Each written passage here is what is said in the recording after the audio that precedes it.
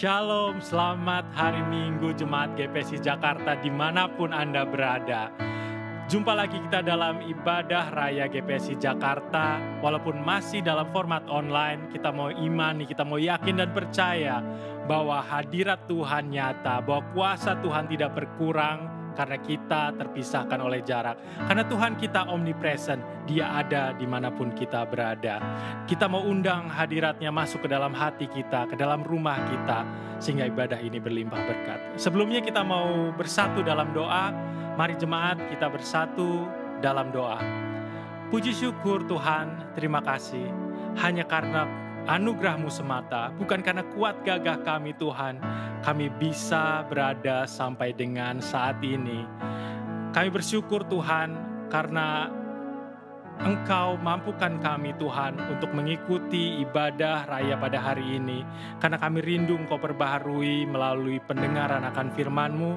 Kami juga rindu untuk memuji memuliakan nama-Mu oleh pujian yang akan kita sampaikan pada hari ini. Kami juga membawa Tuhan, hamba-Mu yang akan membawa kebenaran firman-Mu pada hari ini. Kiranya apa yang beliau sampaikan dapat menjadi pegangan, menjadi rema buat kehidupan kami ke depannya. Terima kasih Tuhan. Hadirlah Engkau Tuhan di dalam hati kami. Hadirlah Engkau di dalam rumah kami. Hadirlah Engkau Tuhan dimanapun kami mengikuti ibadah pada saat kali ini. Karena kami yakin percaya Tuhan, Engkau memampukan kami. Dalam nama Putra-Mu yang tunggal, Tuhan kami Yesus Kristus, jemaat-Mu semua sama-sama kita katakan, amin, haleluya.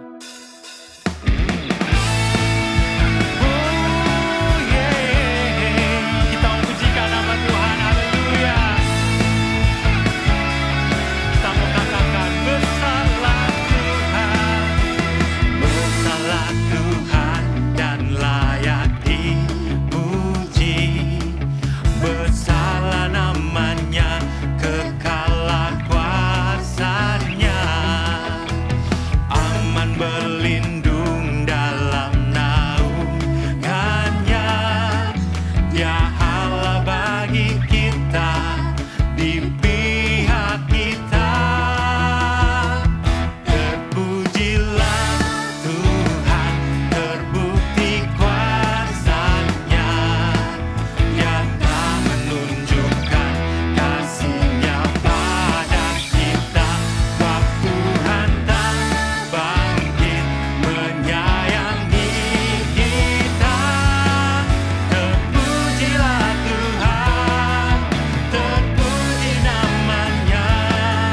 Yesus salah berkata.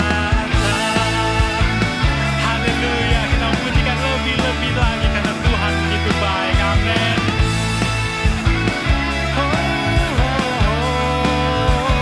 Katakan, besarlah Tuhan dan layak dipuji. Besarlah namanya, kekalah kuasanya, aman berlindung dalam naungannya. Dia Allah bagi kita, di pihak kita.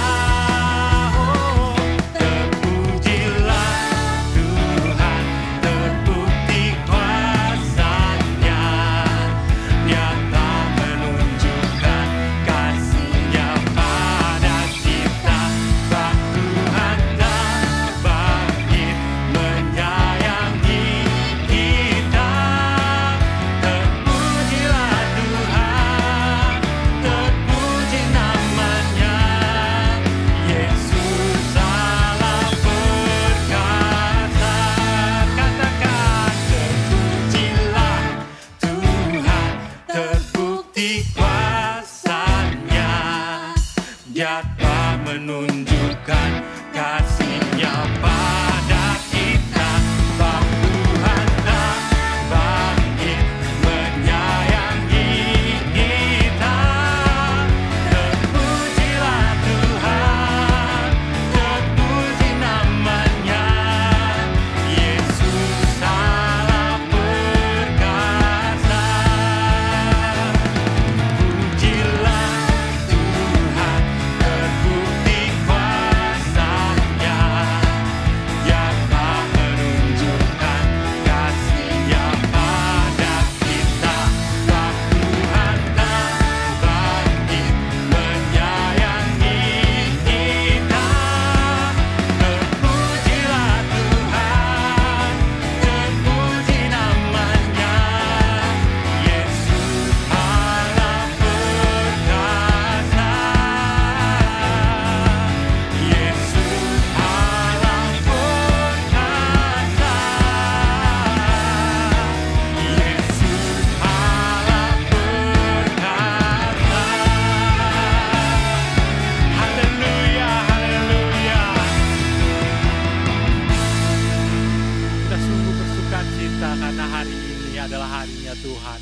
Kita mau lebih lagi masuk ke dalam hadirat-Nya. Kita mau masuk ke dalam kebenaran firman Tuhan. Kita mau pujikan nama-Nya. Kita mau ambil saat teduh sejenak. Kita mau katakan, Engkau baik Tuhan. Engkau baik bagi kami Tuhan. Engkau luar biasa. Kita mau sadari bahwa kita ada sampai dengan hari ini bukan karena kuat gagah kami, bukan karena kuat gagah kita, hanya karena anugerah Tuhan kita dapat melalui hari demi hari. Oh, haleluya, haleluya. Terpujilah Kau Tuhan. Haleluya, katakan. Bukan dengan kekuatanku ku dapat jalani hidupku tanpa Tuhan yang di sampingku. Ku tak mampu sendiri. Yes. Engkaulah kuatku. Haleluya. Yang menopangku. Ku pandang wajah-Mu dan berseru, pertolonganku datang dari-Mu. Peganglah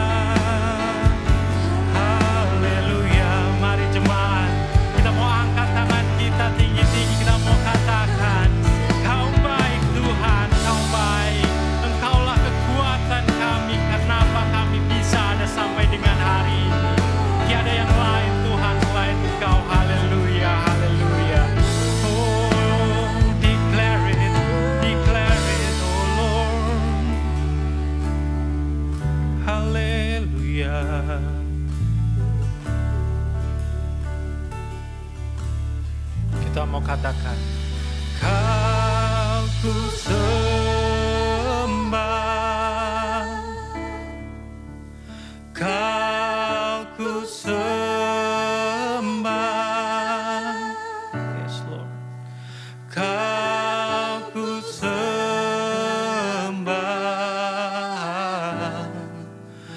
oh Tuhan, Kau ku sembah, Kau ku sembah,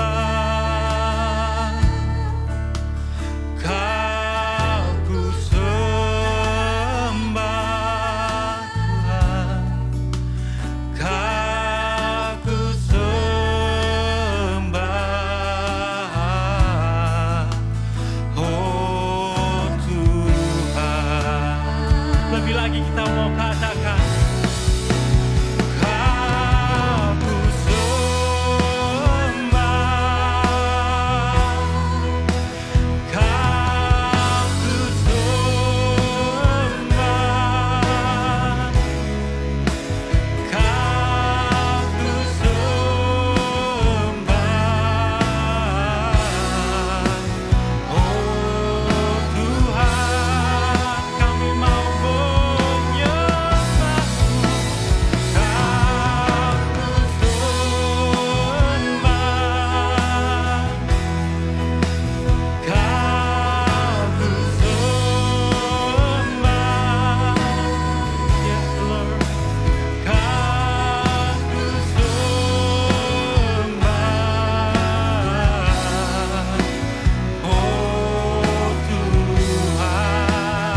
Katakan lebih lagi, Kau ku sembah,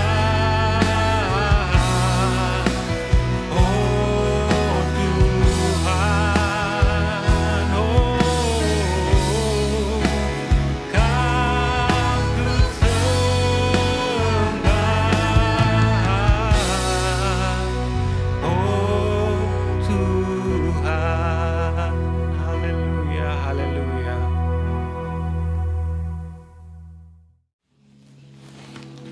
Shalom, selamat pagi saudara-saudaraku semua yang dikasihi Tuhan. Tiba waktunya untuk kita mendengarkan firman Tuhan. Mari kita berdoa. Bapa di dalam surga, kami datang padamu pagi hari ini Tuhan, menaikkan syukur terima kasih kami atas segala anugerah, kemurahan, pemeliharaan, perlindungan Tuhan dalam kehidupan kami. Tuhan telah memberikan segala sesuatu yang terbaik bagi kami. Kesehatan yang kami miliki saat ini, berkat-berkat rohani dan jasmani yang kami peroleh, semuanya adalah bukti kasih sayang Tuhan kepada kami. Itulah sebabnya Tuhan pagi hari ini dimanapun kami berada, melalui jaringan internet ini Tuhan, kami bersama-sama mau mendengarkan firman Tuhan. Setelah puji-pujian kami persembahkan kepadamu Tuhan, sekarang firman-Mu akan kami tunggu dan kami mau dengarkan. Berfirmanlah kepada kami, ya Tuhan. Ya Allah Roh Kudus, Engkau adalah pembicara sesungguhnya pada pagi hari ini. Hamba-Mu ini hanyalah pengeras suara. Karena itu, kuserahkan hati, pikiran, perasaan, dan keinginan-keinginanku ke dalam tangan Tuhan. Pakailah menjadi alat-Mu pada pagi hari ini. Seluruh persiapan yang hamba telah lakukan beberapa hari belakangan ini Tuhan, tidak ada artinya jika bukan Tuhan sendiri yang akan menyempurnakannya menjadi satu kebenaran firman-Mu yang akan mengubah pikiran kami, mengubah sikap perilaku kami dalam kehidupan kami sehari-hari sebagai anak-anak-Mu yang Engkau cintai dan kami mencintai-Mu juga. Terima kasih Bapa, berfirmanlah kepada kami telah siap untuk mendengarkan Engkau. Dalam nama Tuhan Yesus Kristus, kami berdoa, kami bersyukur kepada Tuhan. Haleluya, amin.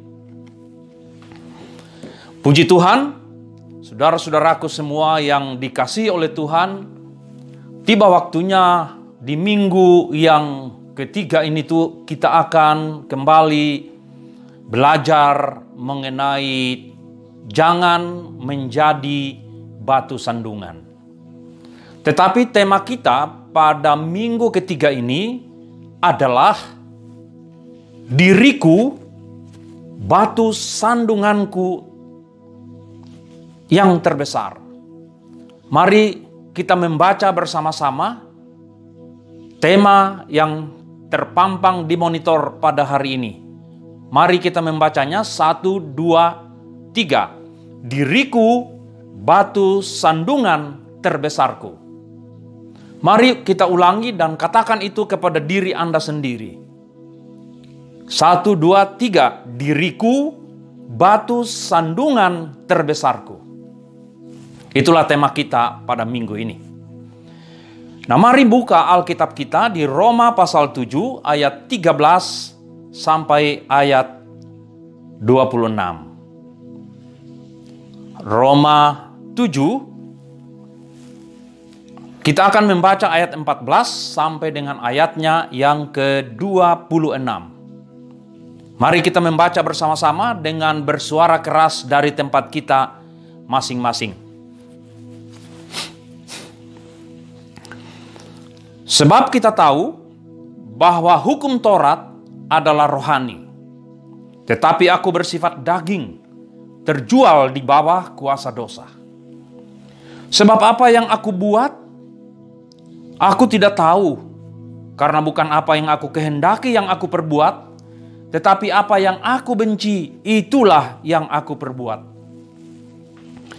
Jadi jika aku perbuat apa yang tidak aku kehendaki, aku menyetujui bahwa hukum Taurat itu baik.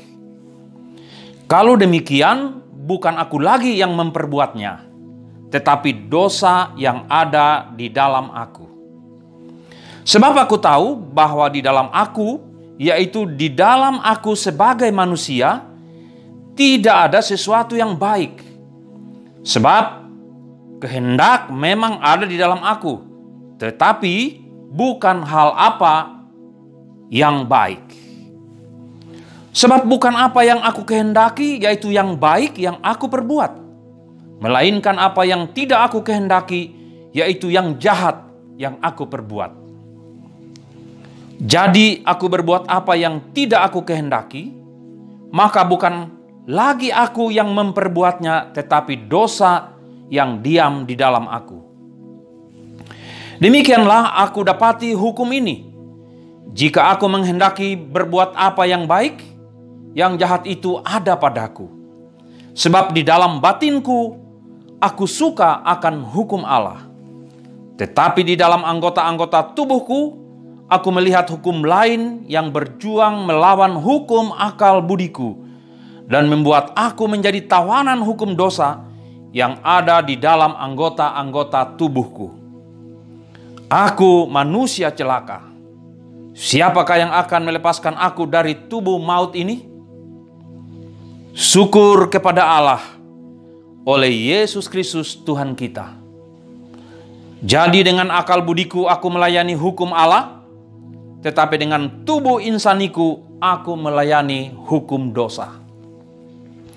Yang berbahagia adalah mereka yang mendengarkan firman Tuhan, merenungkannya, dan melaksanakannya dalam kehidupan sehari-hari.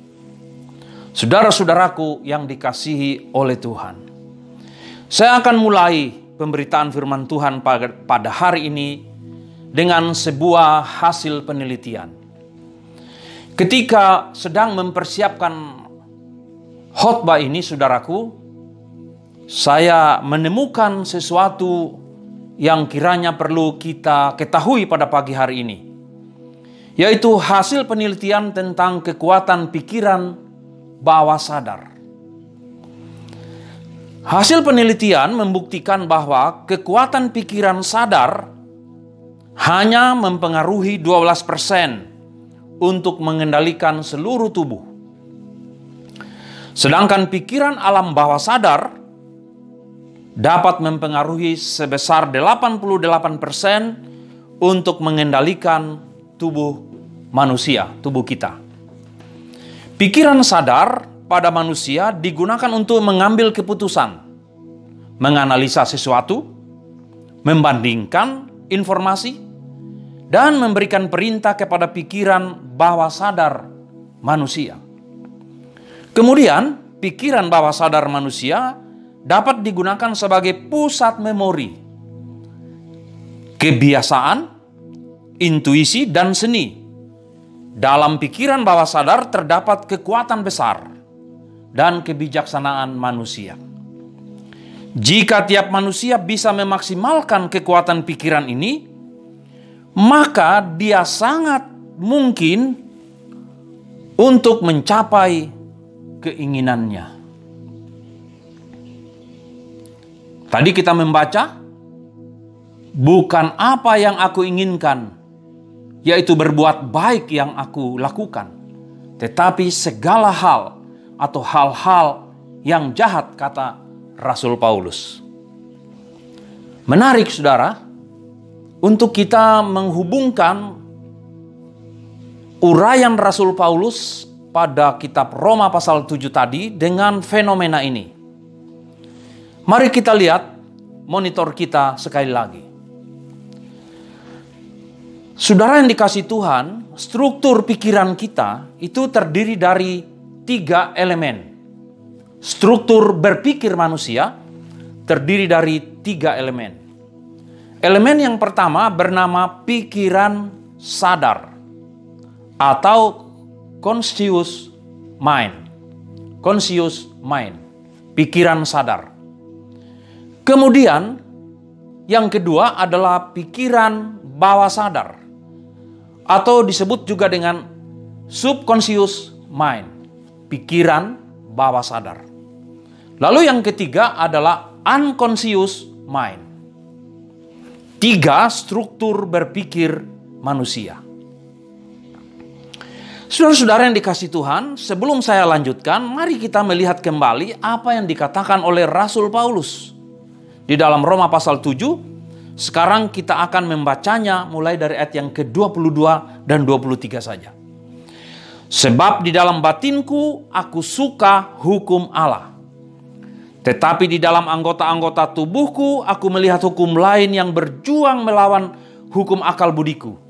Dan membuat aku menjadi tawanan hukum dosa yang ada di dalam anggota-anggota tubuhku. Ayat yang ke-20. Ayat 19, sebab bukan apa yang aku kehendaki, yaitu yang baik yang aku perbuat, melainkan apa yang tidak aku kehendaki, yaitu yang jahat yang aku perbuat. Jadi, kata Rasul Paulus ayat 20, jika aku berbuat apa yang tidak aku kehendaki, maka bukan aku lagi yang memperbuatnya, tetapi dosa yang diam di dalam aku. Sekarang kita kembali ke dalam gambar kita. Saudara yang dikasihi Tuhan, pikiran sadar kita hanya mempengaruhi 12% seluruh perilaku kita, seluruh tindakan kita.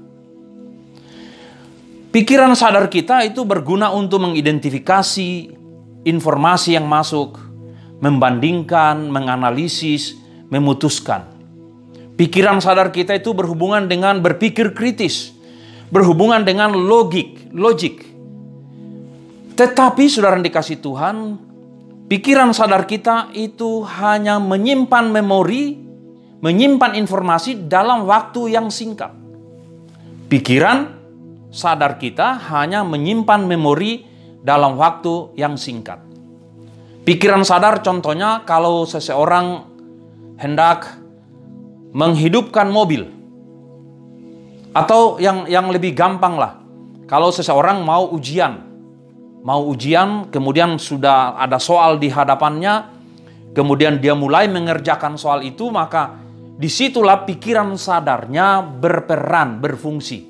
Logikanya, analisisnya berfungsi. Informasi yang didapat dari soal itu dianalisis, kemudian dengan kemampuan berpikir kritis, kemudian dia mampu menyelesaikannya. Tetapi saudara yang dikasihi Tuhan, apa yang dia lakukan ketika mengerjakan soal itu hanya tersimpan dalam memori otaknya dalam waktu yang singkat.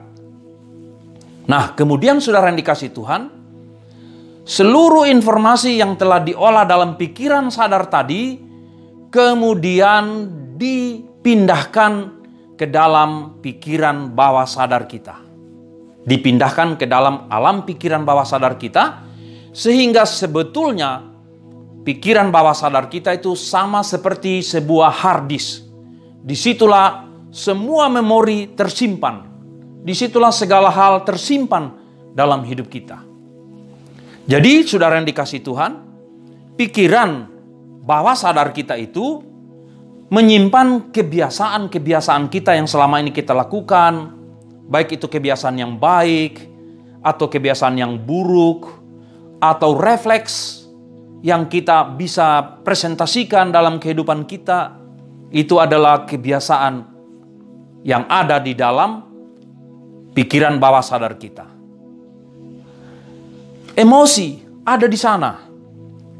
Memori jangka panjang tersimpan di dalam pikiran bawah sadar kita. Pikiran bawah sadar kita menyimpan kepribadian kita. Di sana ada intuisi, ada inovasi kita. Di situ ada kreativitas kita. Di situ ada persepsi kita. Di situ adalah nilai-nilai yang kita percayai dalam kehidupan kita. Di sana semuanya tersimpan pikiran bawah sadar kita. Nah, di dalam kehidupan kita, saudara yang dikasihi Tuhan, seringkali kita bertindak dipengaruhi oleh pikiran bawah sadar kita. Contoh, ketika Anda melihat orang yang tidak bisa berenang kemudian mau tenggelam, apa yang terjadi dengan orang itu? Dia tentu tidak akan berpikir. Yang akan dilakukan adalah secara otomatis, secara refleks, tangannya akan menggapai-gapai mencari sesuatu yang bisa dipegang. Itu bukan dilakukan oleh pikiran sadar kita, tetapi itu adalah pikiran bawah sadar kita. Secara otomatis mempengaruhi kita. Apa yang kita lakukan dipengaruhi oleh pikiran bawah sadar kita. Kita melakukannya tanpa berpikir, saudara yang dikasihi Tuhan. Tanpa berpikir. Seringkali saudara dalam keadaan emosi yang tinggi, kita kemudian mengeluarkan kata-kata yang keras. Kata-kata yang selama ini tidak pernah kita lakukan. Yang kalau itu kita lakukan dengan pikiran sadar kita, kita tidak mungkin melakukan kata-kata seperti itu. Apalagi kita sebagai orang percaya. Tetapi dalam keadaan emosi tertentu, kita bisa mengeluarkan kata-kata yang sebetulnya tidak pantas kita katakan. Itu karena kita dipengaruhi oleh alam bawah sadar kita. Perhatikan baik, saudara. Alam bawah sadar kita menurut hasil penelitian mempengaruhi 88% seluruh aspek kehidupan kita.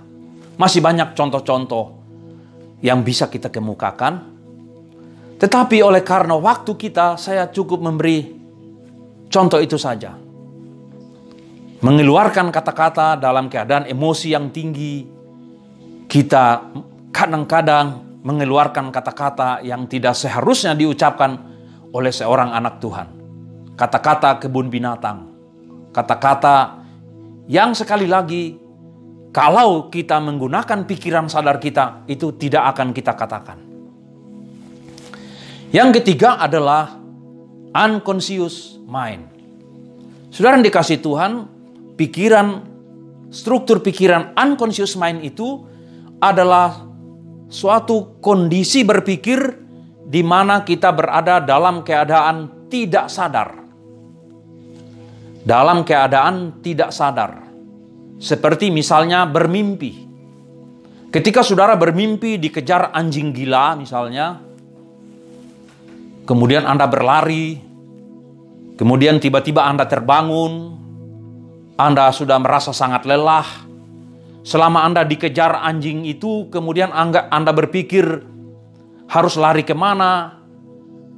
Di dalam proses itu Anda berpikir harus berbuat apa supaya anjing gila ini tidak mengejar lagi atau Anda berpikir bagaimana caranya saya melawan dan lain sebagainya. Di situ Anda berpikir dan di situ pola pikir kita atau struktur berpikir kita berada dalam kondisi tidak sadar. Dalam psikologi dikatakan unconscious mind ini adalah satu kondisi berpikir yang tidak dikendalikan. Yang tidak dapat dikendalikan. Dia terjadi dengan sendirinya. Jadi mari kita perhatikan sekali lagi. Kita akan melihat apa yang Rasul Paulus sebutkan dalam Roma pasal 7. Dengan menggunakan konsep berpikir, struktur pikiran manusia, pikiran sadar, bawah sadar, dan tidak sadar. Conscious mind, subconscious mind, dan unconscious mind. Mari kita lanjutkan ke poin yang berikut ini. Nah, dalam Roma pasal 7 yang kita baca tadi, sebetulnya di sana digambarkan pergumulan seorang yang bernama Rasul Paulus antara dosa dan hidup benar. Di dalam Roma pasal 7 ayat 15, Rasul Paulus menulis ia melakukan apa yang dibencinya, bukan apa yang dikehendakinya. Dia ingin melakukan yang baik, tetapi yang dia lakukan adalah apa yang dia benci.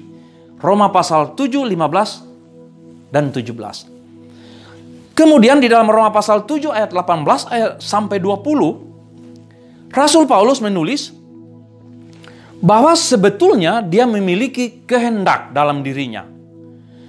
Tetapi kehendak itu bukan apa yang baik. Meskipun dia tahu bagaimana seharusnya atau apa yang seharusnya dia lakukan. Dia tahu apa yang seharusnya dia lakukan, tetapi dia punya kehendak lain. Dan itulah yang dilakukan. Ini sebuah pergumulan, sebuah peperangan, sebuah pertentangan. Nah, Roma pasal 7 ayat 21 dan 23, Rasul Paulus menulis bahwa dia mengalami pergumulan untuk melakukan apa yang baik, namun di sisi lain dia sadar bahwa dalam dirinya memikirkan apa yang jahat. Nah, kalau kita tarik ke dalam struktur berpikir manusia, ketika Rasul Paulus menggunakan pikiran sadarnya untuk melakukan apa yang baik, yang ingin dia kehendaki, yang sesuai dengan hukum-hukum Allah, tetapi seringkali dia menemukan bahwa justru yang dilakukan bukan apa yang diinginkan. Bukan apa yang sesuai dengan hukum-hukum Allah. Dalam kondisi-kondisi tertentu, pikiran bawah sadarnya mengendalikan perbuatannya. Nah, saudara yang dikasihi Tuhan, sehubungan dengan tema diriku batu sandungan terbesarku, saudara-saudara, kita akan melihat beberapa hal. Sehubungan dengan struktur berpikir kita bahwa 88% hidup kita, perilaku kita dikendalikan oleh alam bawah sadar kita. Misalnya, saudara yang dikasihi Tuhan, kehidupan kita digerakkan oleh dominasi dari pikiran bawah sadar kita. Misalnya kita memikirkan masalah-masalah pokok dalam hidup kita, masalah hari depan kita, masalah pekerjaan kita, masalah kesehatan kita. Seringkali muncul asumsi-asumsi yang berlebihan dalam hidup kita. Asumsi yang sebetulnya belum terjadi, tetapi kita telah membuat asumsi-asumsi itu. Dan asumsi-asumsi itu, saudara yang dikasihi Tuhan, dipengaruhi oleh pikiran bawah sadar kita. Seringkali kita menjadi baperan gitu. Baper, dipengaruhi, terpengaruh, tersentuh hati kita. Seringkali kita menjadi sotoy, sok tahu gitu, saudara yang dikasihi Tuhan. Seringkali kita melakukan hal-hal dengan etika yang gak jelas, yang gak seharusnya kita lakukan. Kadang-kadang kita berbohong juga, saudara yang dikasihi Tuhan. Nah, seringkali juga dalam hidup kita ini, kita komunikasinya gak nyambung dengan orang lain. Orang lain ngomong apa, kita ngomong apa. Kita ngomong B, dia ngomong, sebetulnya dia ngomongnya A kepada kita. Komunikasi nggak nyambung. Karena apa? Karena pikiran bawah sadar kita mengontrol kehidupan kita. Seringkali saudara yang dikasih Tuhan, kita buka WA, ada informasi. Sebetulnya informasi itu hoax.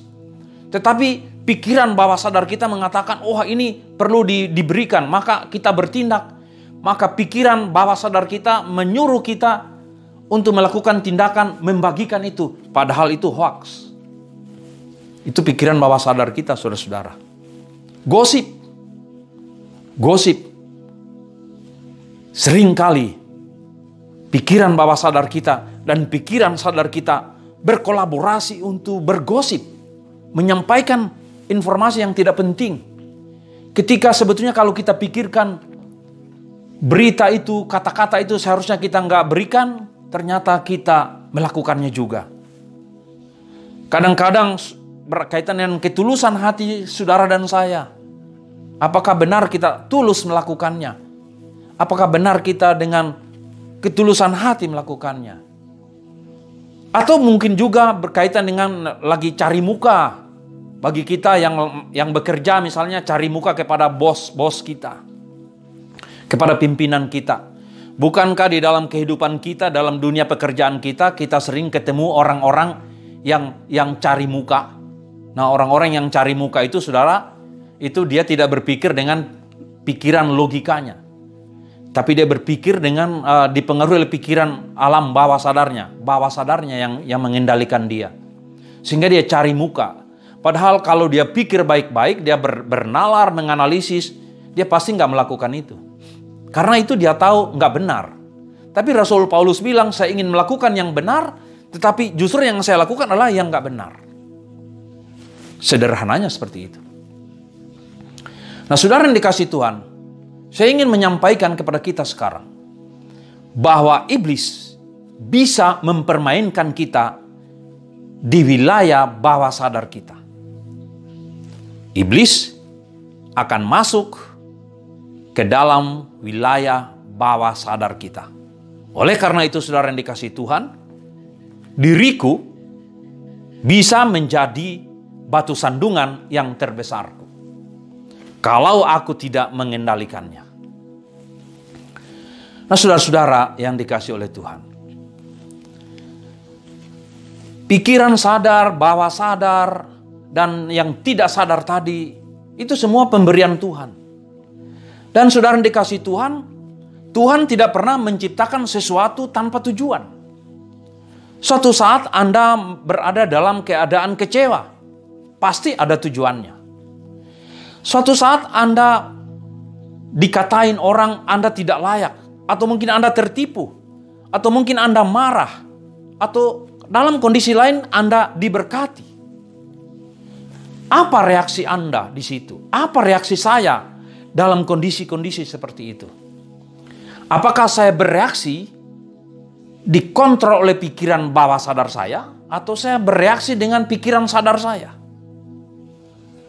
Akan menunjukkan siapa diri kita. Alkitab berkata, mengucap syukurlah senantiasa dalam segala hal. Itu pesan firman Tuhan.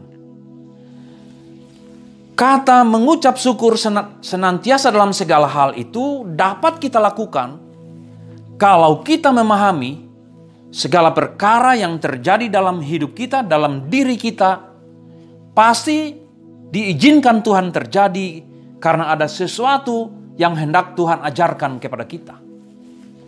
Karena itu, mengucap syukurlah terlebih dahulu. Perilaku kita adalah mengucap syukur terlebih dahulu.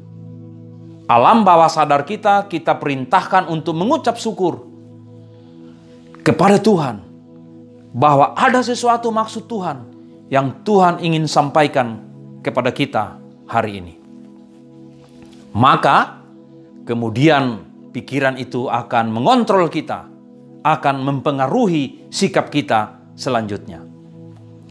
Saudara-saudara yang dikasih oleh Tuhan, sehubungan dengan tema diriku adalah batu sandungan terbesarku, kita akan melihat 3 perkara yang harus kita antisipasi, yang harus kita kendalikan supaya diriku tidak menjadi batu sandungan terbesarku dan juga batu sandungan bagi orang lain. Kita lihat yang pertama. Yang pertama adalah hawa nafsu. Hawa nafsu bisa menjadi batu sandungan terbesarku. Yang pertama. Hawa nafsu bisa menjadi batu sandungan terbesarku. Apa itu hawa nafsu, saudara? Hawa nafsu disebutkan sebagai salah satu bagian daripada keinginan daging. Kata nafsu itu berarti keinginan yang kuat.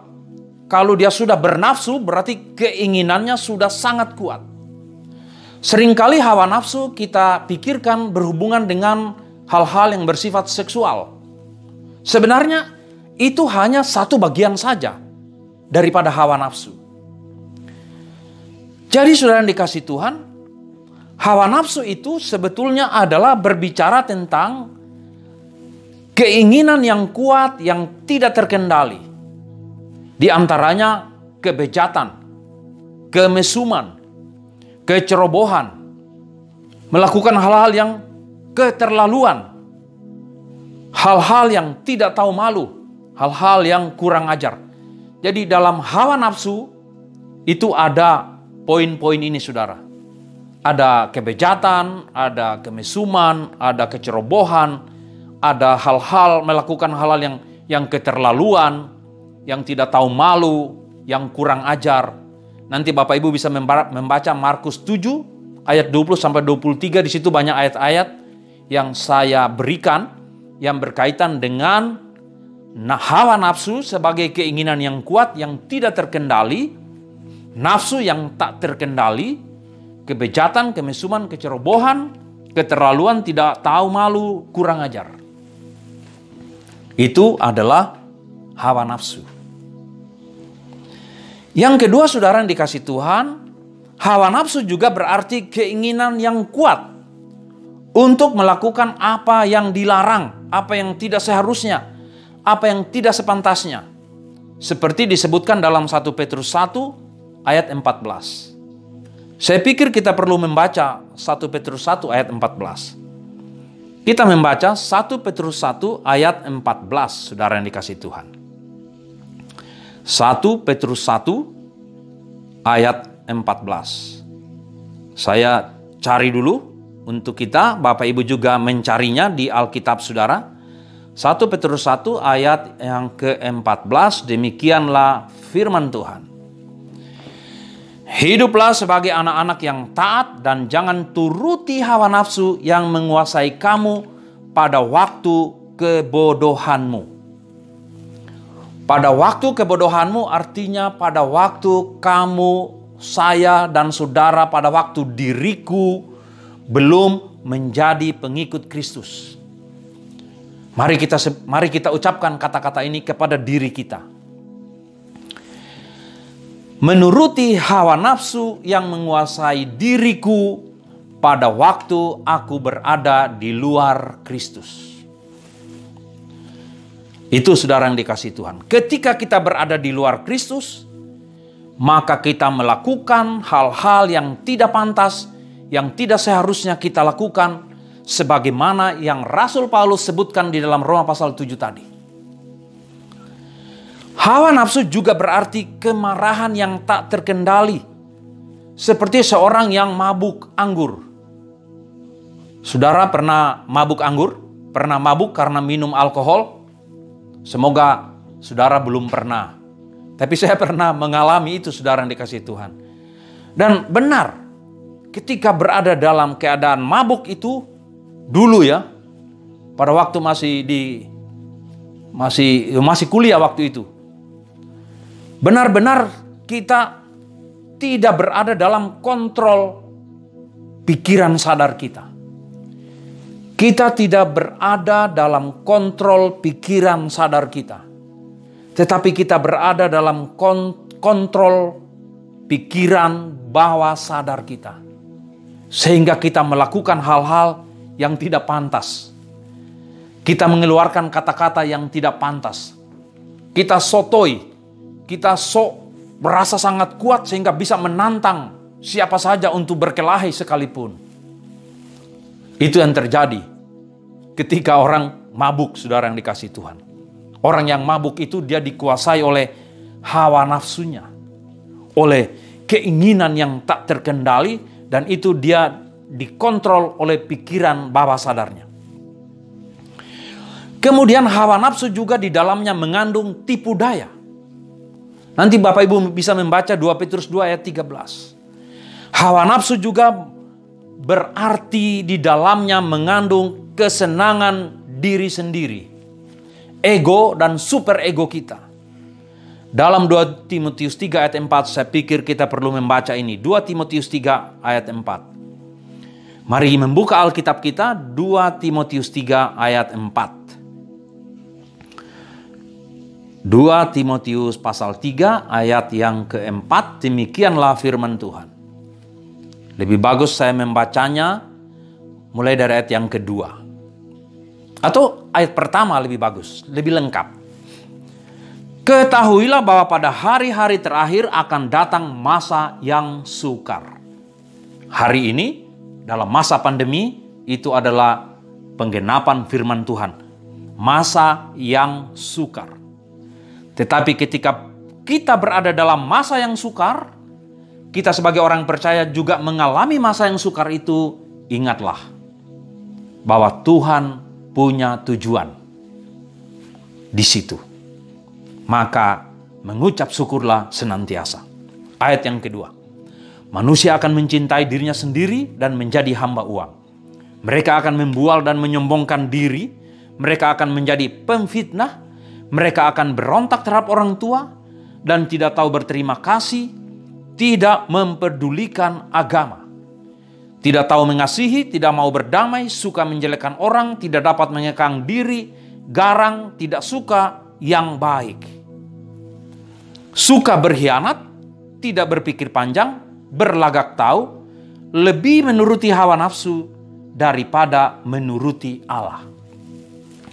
Yang kita baca tadi itu berbicara tentang super ego kita.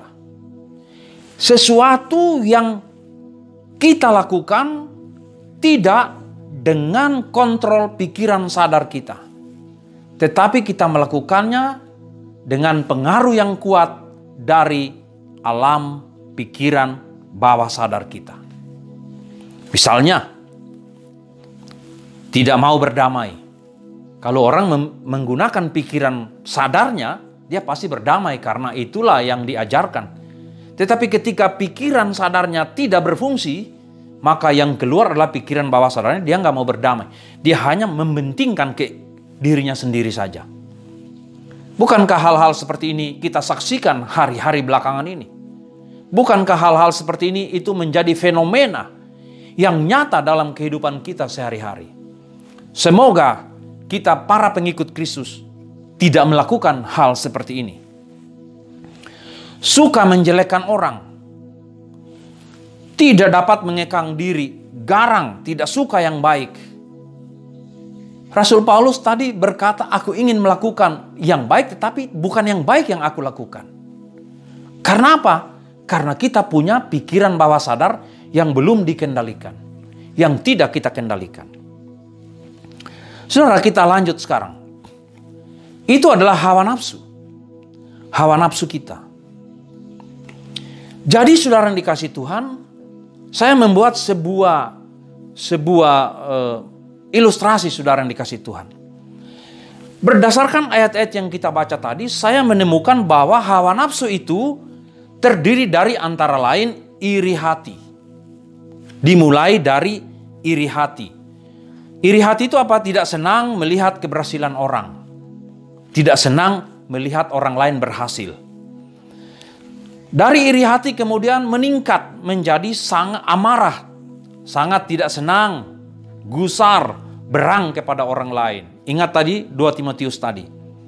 Kemudian meningkat lagi kepada level yang ketiga, yaitu dendam. Keinginan yang kuat dan yang keras untuk membalas, untuk bertindak, untuk melakukan sesuatu. Kadang-kadang dia tidak bertindak sendiri tapi menggunakan orang lain untuk bertindak. Dan level yang keempat adalah tinggi hati. Tinggi hati itu udah masuk ke level sombong dan angkuh. Jadi hawa nafsu itu meliputi keempat tahap ini, saudara yang dikasihi Tuhan. Iri hati, amarah, dendam, dan tinggi hati.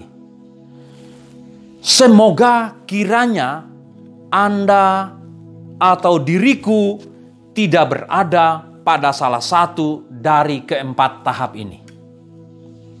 Kiranya diriku tidak berada pada salah satu dari keempat tahap ini. Mari renungkan, mari lihat ke dalam diri kita masing-masing. Apakah Anda sedang berada pada salah satu dari empat tahap ini? Kalau Anda menemukan diri Anda berada dalam salah satu dari empat tahap ini, Anda sedang dikuasai oleh hawa nafsu.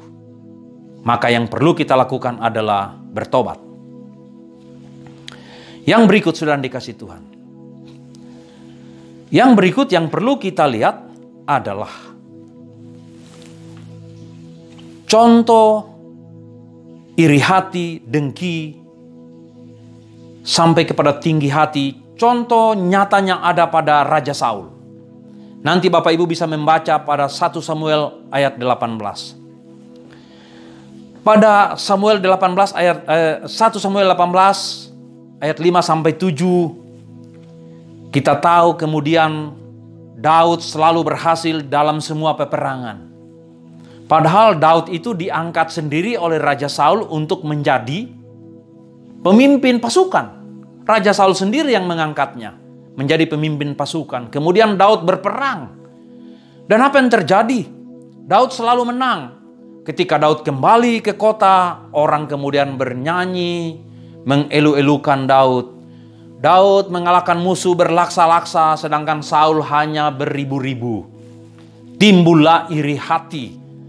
Dalam ayat yang ke-8, Raja Saul kemudian menjadi iri hati.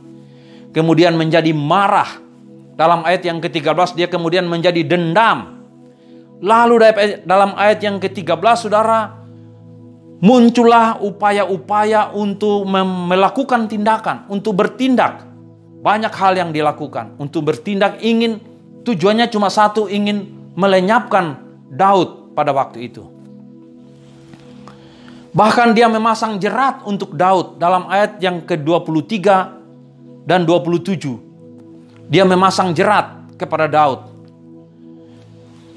Daud boleh menjadi menantu Raja Saul dengan syarat dia harus mengalahkan orang Filistin dan menyerahkan 200 kulit katan orang Filistin sebagai mas kawin Mikal. Bayangkan saudara, 200 orang. Tapi Daud maju berperang dan bisa memenuhi itu. Raja Saul kemudian tetap mengelak. Karena apa? Dia telah dikuasai oleh dendam kesumat. Dia telah dikuasai oleh amarah yang tinggi. Nah, saudara-saudara yang dikasihi Tuhan, kebencian Raja Saul semakin menjadi-jadi. Tapi di sisi lain, kejayaan Daud semakin bertambah-tambah. Dan Raja Saul semakin dikuasai oleh amarah. Dan puncaknya adalah ketinggian hati Raja Saul. Bedanya Saul dan Daud ketika jatuh ke dalam dosa adalah Daud bertobat, sedangkan Raja Saul tidak. Dia mengikuti, dia naik ke level keempat, tinggi hati, kesombongan dan keangkuhannya. Maka yang dia lakukan adalah mencari seorang penenung, bertanya kepada arwah. Dalam keadaan menyadari bahwa Tuhan telah meninggalkan dia, dia diliputi ketakutan. Yang terjadi adalah dia bukannya bertobat mencari Tuhan, sebaliknya dia mencari seorang penenung untuk bertanya kepada Samuel yang sudah meninggal. Dan dalam Kejadian pasal 29, kesombongan Daud sudah mencapai level tingkat deva. Levelnya udah tingkat tinggi. Dalam peperangan pun kesombongannya tetap ada. Ketika dia sudah tidak berdaya lagi, dia meminta pembawa pedangnya untuk menusuk dia untuk membunuh dia supaya dia jangan mati di tangan orang Filistin. Dia ingin tetap mati dengan pedangnya sendiri. Tetapi pembawa pedangnya menolak. Lalu dia merampas pedangnya. Kemudian dia menusukkan diri pada pedang itu sendiri. Kesombongannya sudah mencapai tingkat tertinggi. Hawa nafsunya telah menguasai dia sedemikian rupa, sehingga dia tidak mampu lagi untuk berpikir secara sadar. Hawa nafsu adalah contoh yang paling nyata tentang Raja Daud. Saudara-saudara yang dikasihi Tuhan, poin penting pertama yang kita pelajari pada poin hawa nafsu ini adalah mari kita membaca bersama-sama apa yang terpampang di monitor kita. Inilah poin pertama yang kita pelajari. Diriku menjadi batu sandungan terbesarku terwujud ketika diriku menuruti hawa nafsuku, yaitu iri hati, amarah, dendam, dan tinggi hati. Ini menunjukkan ketidakpercayaan kepada Allah dan menunjukkan kesombongan tingkat dewa dari diriku sendiri. Itu poin pertama yang kita pelajari. Poin kedua yang perlu kita ketahui, yang perlu kita pahami berkaitan dengan tema diriku batu sandungan terbesarku adalah pikiran negatif. Apa itu pikiran negatif? Pikiran negatif adalah distorsi kognitif yang mengacu pada pola pikir dan rasa percaya pada sesuatu yang salah dan irasional. Irasional merupakan kondisi kognitif yang negatif tentang diri sendiri, tentang orang lain, dan dunia secara umum. Tapi tanpa sadar, kita terus-menerus menerapkan distorsi kognitif ini untuk merespon terhadap lingkungan kita. Kondisi kognitif yang demikian diikuti dengan emosi negatif dan berdampak buruk pada perilaku dan kesehatan kita. Nah, saudara-saudara yang dikasihi oleh Tuhan, pikiran negatif kita, saudaraku yang dikasihi Tuhan, itu dipengaruhi atau kita lalui dalam 4 tahap. Yang pertama adalah persepsi atau pikiran hitam putih. Proses mengetahui segala sesuatu melalui panca indera kita. Kemudian harapan atau personalisasi, yaitu keinginan supaya menjadi kenyataan. Apa yang kita inginkan supaya menjadi kenyataan. Kemudian deskripsi atau saringan mental, yaitu paparan atau penggambaran dengan kata-kata secara jelas dan terperinci tentang hal-hal yang kita pikirkan yang negatif tadi. Pada tingkat yang tertinggi, saudara, kita muncul sebagai emosi negatif, berpikir skenario terburuk akan terjadi, yaitu keadaan dan reaksi psikologis dan fisiologis seperti gembira, sedih, terharu, rasa cinta, dan kebencian yang bersifat subjektif. Itu emosi kita. Nah, contohnya begini, saudara yang dikasihi Tuhan. Nah, sebelum kita lihat contoh, mari kita baca dulu Yakobus sebagai rujukan kita. Yakobus pasal 2 ayat 1-4, demikianlah firman Tuhan. Saudara-saudaraku, sebagai orang yang beriman kepada Yesus Kristus, Tuhan kita yang mulia, janganlah iman itu kamu amalkan dengan memandang muka. Sebab jika ada seorang masuk ke dalam kumpulanmu dengan memakai cincin emas dan pakaian indah, dan datang juga seorang miskin ke situ dengan memakai pakaian buruk, dan kamu menghormati orang yang berpakaian indah itu dan berkata kepadanya, silakan Tuan duduk di tempat yang baik ini. Sedangkan kepada yang miskin itu kamu berkata, berdirilah di sana, atau duduklah di lantai ini dekat tumpuan kakiku. Bukankah kamu telah membuat pembedaan di dalam hatimu dan bertindak sebagai hakim dengan pikiran yang jahat? Bukankah kita telah berpikir negatif? Kita telah bersikap tidak sepantasnya dalam peristiwa ini. Nah, saudara yang dikasihi Tuhan, pikiran negatif adalah persepsi. Kenapa kita selalu bisa berpikir negatif? Oleh karena sering kita berpikiran hitam putih. Pikiran kita hitam putih aja. Kita tidak mengenal adanya kondisi abu-abu. Yang ada ialah tidak sama sekali.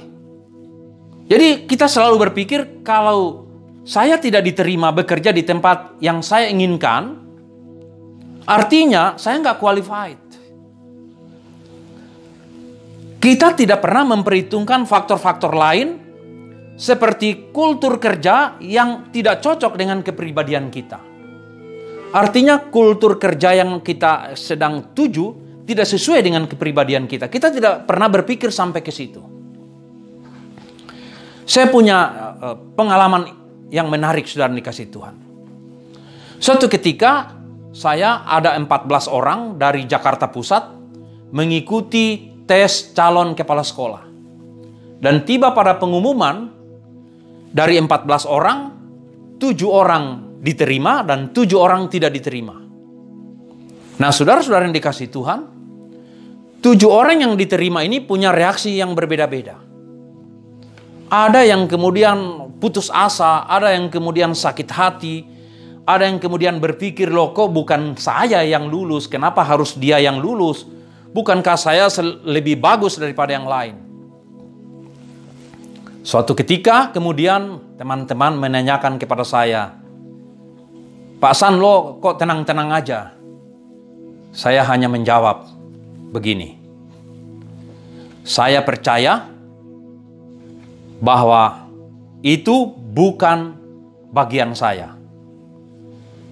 Kalau itu menjadi bagian saya, apapun yang terjadi saya pasti lulus.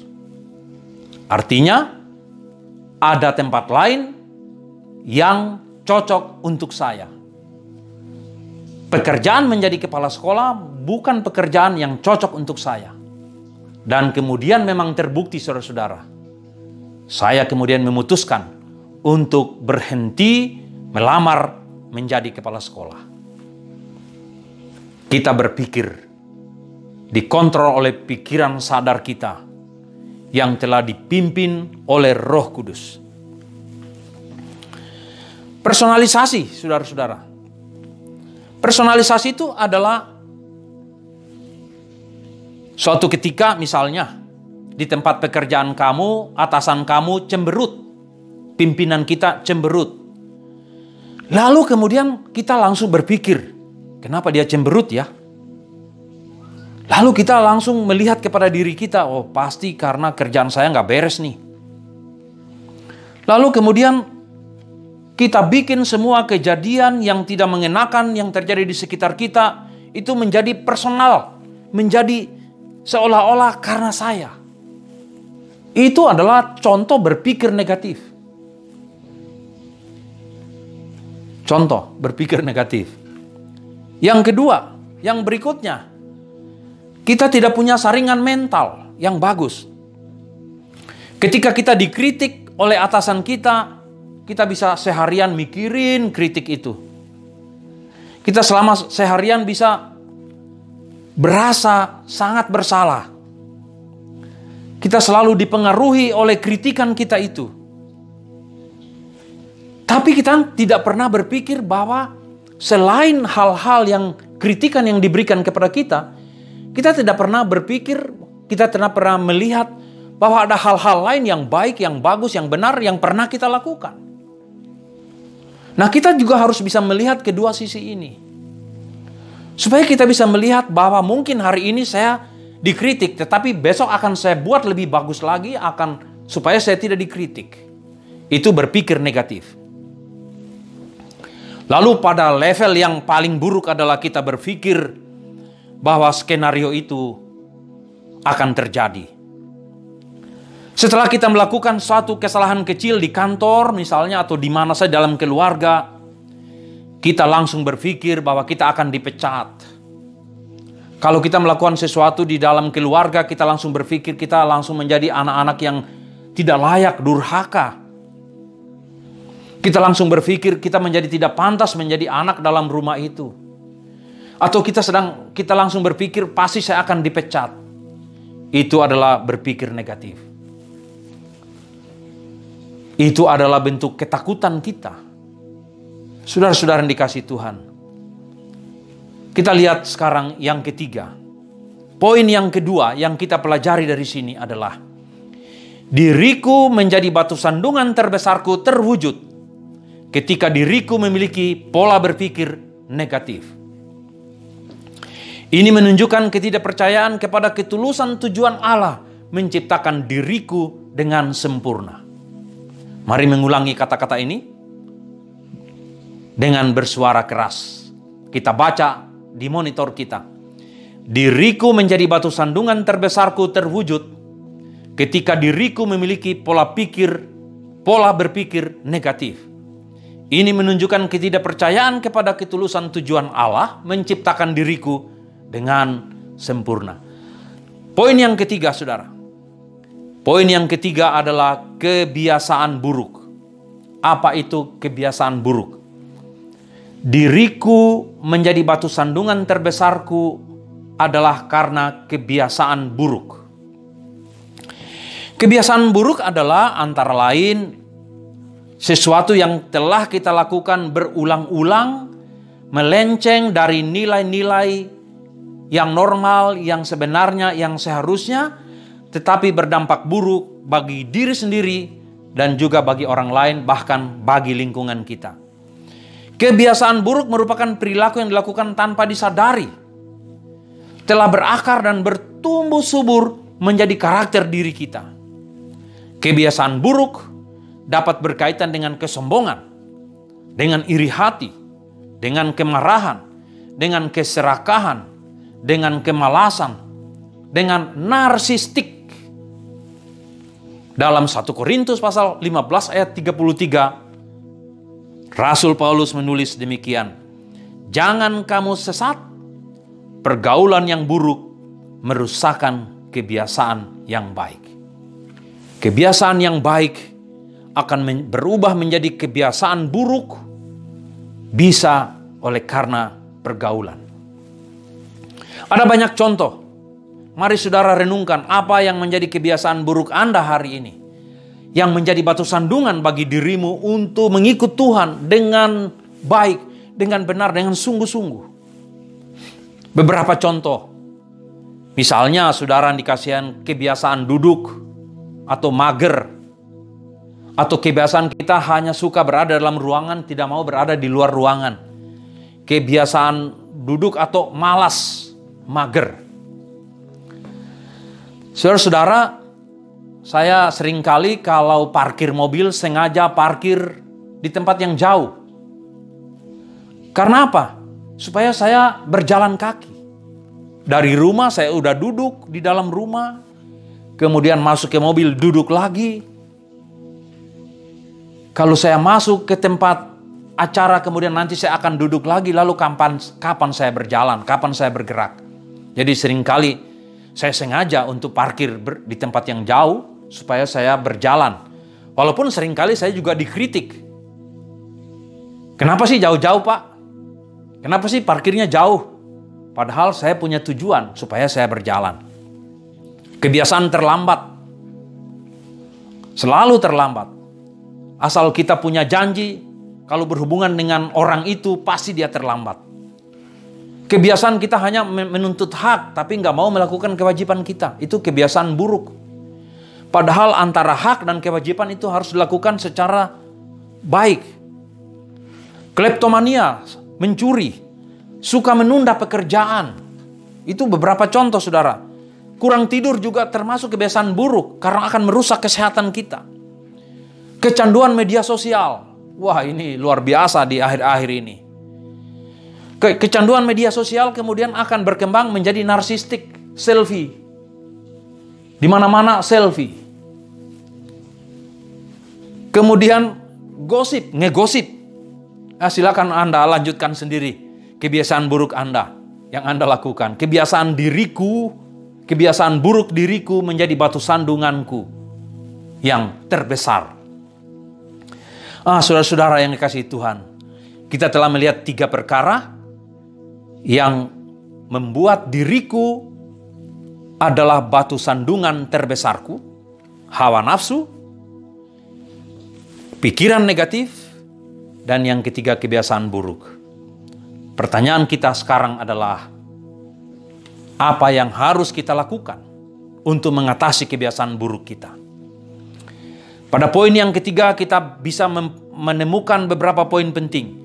Kebiasaan-kebiasaan buruk lebih mudah dibentuk daripada kebiasaan-kebiasaan baik. Dan kebiasaan-kebiasaan buruk lebih sulit untuk dikalahkan. Benar?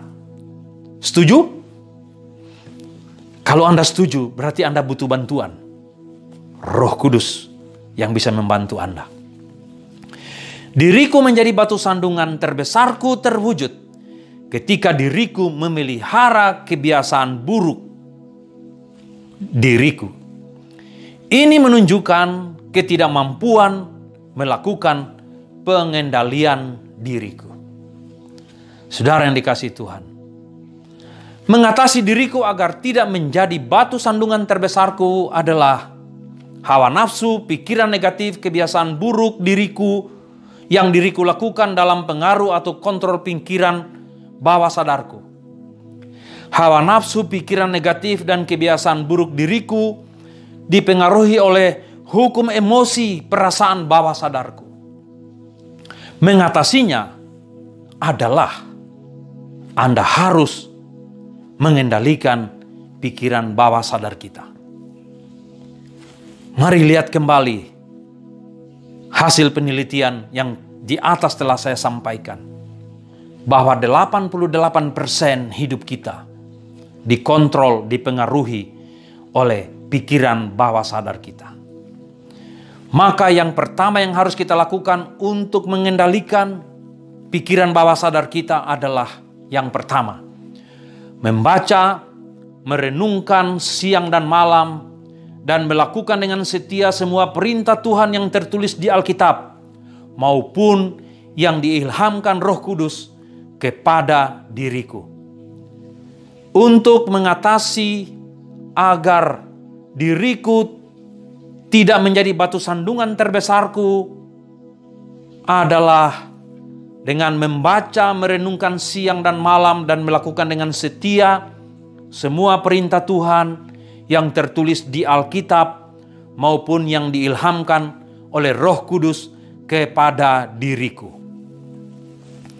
Kalau Anda membaca Ulangan pasal 6 ayat 6-9, di sana firman Tuhan berpesan kepada kita. Apa yang kuperintahkan kepadamu pada hari ini haruslah engkau perhatikan. Haruslah engkau mengajarkannya berulang-ulang kepada anak-anakmu dan membicarakannya apabila engkau duduk di rumahmu, apabila engkau sedang dalam perjalanan, apabila engkau berbaring, dan apabila engkau bangun. Haruslah juga engkau mengikatkannya sebagai tanda pada tanganmu, dan haruslah itu menjadi lambang di dahimu, dan haruslah engkau menuliskannya pada tiang pintu rumahmu dan pada pintu gerbangmu. Artinya, saudara yang dikasihi Tuhan, pesan-pesan firman Tuhan harus selalu kita dengungkan, harus selalu kita bicarakan, harus selalu kita ungkapkan dalam perbuatan dan tindakan kita. Kenapa kita harus melakukannya secara berulang-ulang? Karena saudara yang dikasihi Tuhan, pintu masuknya adalah melalui pikiran sadar kita. Kita harus memberitakan firman, membaca firman itu secara berulang-ulang, supaya pada akhirnya pesan firman Tuhan yang kita baca, yang kita dengar itu kemudian dipindahkan ke dalam alam bawah sadar kita. Dia akan menempati memori di alam bawah sadar kita. Bahkan ketika memori alam bawah sadar kita telah menjadi sangat penuh, maka pesan firman Tuhan itu akan menghapus memori-memori yang tidak berguna di dalam alam bawah sadar kita, diisi oleh pesan-pesan firman Tuhan. Itulah sebabnya kita harus mengajarkannya berulang-ulang kepada anak kita, membicarakannya apabila kita duduk, apabila kita sedang dalam perjalanan, apabila kita sedang berbaring, ataupun kita sedang bangun. haruslah mengikatkannya pada tanganmu. Haruslah itu menjadi lambang di dahimu. Harus itu menjadi ada dalam pikiran kita. Nanti Bapak Ibu membaca lagi Yosua 1 ayat 8 atau Mazmur 119. Di sana juga menunjukkan pesan yang menarik ini. Formulanya adalah kita harus konsisten, harus berkelanjutan, harus berkesinambungan di dalam merenungkan firman Tuhan, dalam melaksanakan firman Tuhan, dalam kehidupan kita sehari-hari. Yang kedua adalah diriku memikirkan perkara-perkara yang di atas. Dalam Kolose pasal 3 ayat 1-2 kita membaca, karena itu kalau kamu dibangkitkan bersama dengan Kristus, carilah perkara yang di atas, di mana Kristus ada, duduk di sebelah kanan Allah. Pikirkanlah perkara yang di atas, bukan yang di bumi. Dalam Filipi 4 ayat 8 kita membaca, jadi akhirnya saudara-saudara, semua yang benar, semua yang mulia, semua yang adil, semua yang suci, semua yang manis, semua yang sedap didengar, semua yang disebut kebajikan dan patut dipuji, pikirkanlah semuanya itu. Artinya saudara yang dikasihi Tuhan, alam bawah sadar kita yang menyimpan memori dalam waktu yang lama, itu harus diisi dengan perkara-perkara yang di atas. Harus diisi dengan hal-hal yang mulia, yang adil, yang suci, yang manis, yang sedap didengar, yang disebut kebajikan, yang patut dipuji. Itu harus terekam baik dalam pikiran bawah sadar kita. Karena apa? Karena pikiran bawah sadar kita mengontrol 88% perilaku kita, saudara-saudara yang dikasihi Tuhan. Formulanya adalah harus kita lakukan secara konsisten, harus berkelanjutan, dan harus berkesinambungan. Apakah yang harus saya lakukan agar diriku tidak menjadi batu sandungan terbesar bagi diriku dan orang lain? Yang ketiga adalah milikilah pikiran Kristus. Dalam 1 Korintus pasal 2 ayat 16, kita membaca di sana pesan Rasul Paulus. Sebab siapakah yang mengetahui pikiran Tuhan sehingga ia dapat menasihati dia? Tetapi kami memiliki pikiran Kristus. Pikiran Kristus digambarkan secara baik sekali oleh Raja Daud dalam Mazmur 119. Saya membaca ayat 97 sampai 105 saja.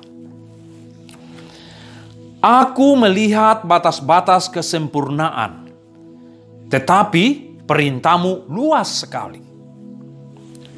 Betapa kucintai Tauratmu, aku merenungkannya sepanjang hari.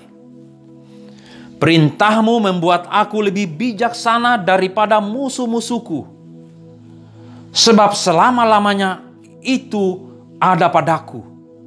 Kenapa? Karena dia menyimpannya pada pikiran bawah sadarnya. Aku lebih berakal budi daripada semua pengajarku, sebab peringatan-peringatanmu kurenungkan. Aku lebih mengerti daripada orang-orang tua, sebab aku memegang titah-titahmu. Terhadap segala jalan kejahatan aku menahan kakiku, supaya aku berpegang pada firman-Mu. Aku tidak menyimpang dari hukum-hukum-Mu, sebab Engkau mengajar aku. Betapa manisnya janji-Mu itu bagi langit-langitku, lebih daripada madu bagi mulutku. Aku beroleh pengertian dari titah-titah-Mu. Itulah sebabnya aku benci segala jalan dusta. Firman-Mu itu pelita bagi kakiku dan terang bagi jalanku. Raja Daud adalah contoh dari seseorang yang memiliki pikiran Kristus.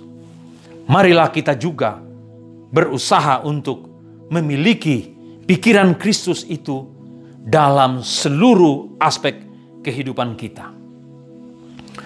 Formulanya adalah membaca, merenungkan siang dan malam, dan melakukan dengan setia semua perintah Tuhan yang tertulis di Alkitab, maupun yang diilhamkan oleh Roh Kudus kepada diriku secara konsisten, berkelanjutan, dan berkesinambungan.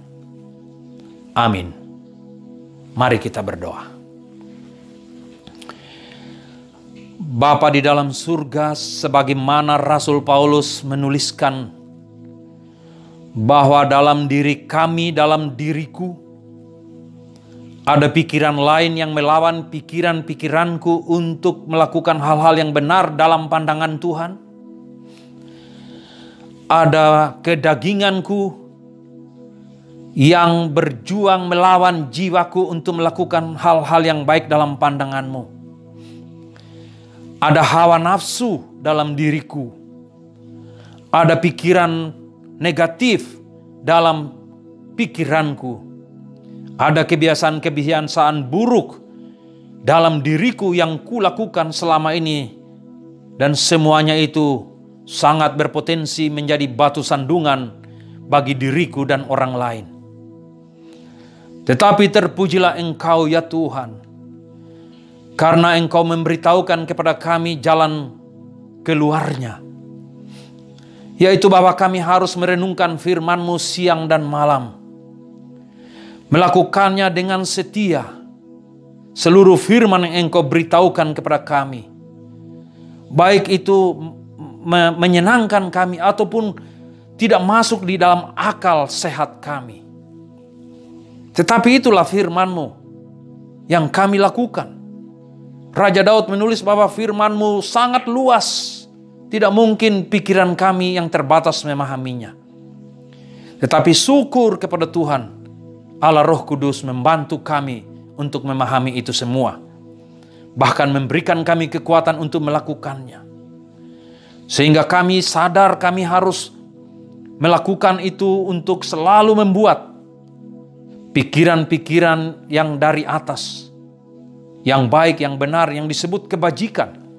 Itulah yang harus kami pikirkan, yang harus kami bicarakan, dan itu yang harus mengisi pikiran bawah sadar kami. Terima kasih Tuhan Yesus untuk pembelajaran firman pada hari ini. Terima kasih Tuhan untuk apa yang Engkau ajarkan kepada kami. Terima kasih bahwa kami bisa memiliki pikiran Kristus dalam kehidupan kami. Sebagaimana Raja Daud telah melakukannya. Ya Tuhan, seluruh umat-Mu dimanapun berada hari ini memiliki kerinduan yang sama. Yaitu kami ingin melakukan yang terbaik dan yang benar dalam pandangan-Mu. Tetapi ada dalam diri kami yang berjuang melawan itu semua. Maka hari ini Tuhan, di dalam nama Tuhan Yesus Kristus, kami berdoa Tuhan, biarlah kami mampu melakukan itu yang baik dan yang benar, sekalipun itu tidak menyenangkan, sekalipun itu mendukakan, sekalipun itu tampak tidak mungkin untuk kami lakukan, tampak tidak mendatangkan keuntungan. Tetapi kami harus melakukannya, karena itu adalah firman-Mu. Sebab dalam segala sesuatu yang terjadi dalam hidup kami, ada tujuan yang indah yang Tuhan siapkan, yang Tuhan ingin lakukan dalam kehidupan kami. Terima kasih Tuhan untuk pelajaran hari ini. Di dalam nama Tuhan Yesus Kristus, kami berdoa, kami bersyukur, dan berterima kasih kepadamu. Mari saudara, kita bangkit berdiri. Mari kita terima berkat Tuhan. Angkat tangan saudara dan mari kita terima berkat Tuhan. Jemaat yang dikasihi Tuhan, ibadah yang kita laksanakan bersama hendaknya lah memaknai kehidupan kita sehari-hari. Tuhan Yesus berkata, "Aku menetapkan kamu supaya kamu pergi dan menghasilkan buah, dan buahmu itu tetap." Bagi yang setia melaksanakan kehendak Tuhan, berlaku janji berkat-Nya. Tuhan memberkati engkau dan melindungi engkau. Tuhan menyinari engkau dengan wajah-Nya dan memberi engkau kasih karunia. Tuhan menghadapkan wajah-Nya kepadamu dan memberi engkau damai sejahtera. Amin. Sampai bertemu lagi minggu yang akan datang. Tuhan memberkati kita senantiasa. Amin.